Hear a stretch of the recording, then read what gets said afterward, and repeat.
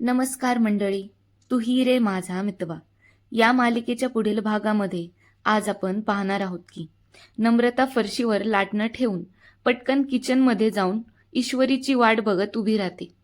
तेवढ्यात तिकडून ईश्वरी तिथे येते आणि तिचा नेमका पाय हा लाटण्यावर पडून ती घसरून जमिनीवर पडते. ते पाहूनच नम्रता हसूच लागते, पण तिचा आवाज अर्णवला ऐकू येतो आणि तो काळजीतच पडतो.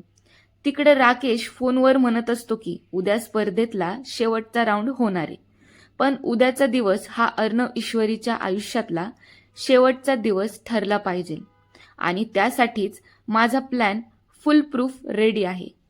फोन ठेवून राकेश स्वतःशीच बडबड करत म्हणतो, अर्णव ईश्वरीच्या आयुष्यातली ही आजची रात्र ही शेवटची रात्र ठरणार आहे.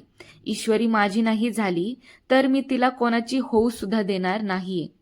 नम्रताचा मांजाच्या दोरीचा प्लॅन फ्लॉप झाला. आता वल्लरीने नवीन प्लॅन बनवलाय.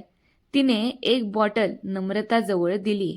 त्यातले 3-4 थेंब ईश्वरीच्या जेवणात टाकले की ईश्वरीला नाचताच येणार नाही.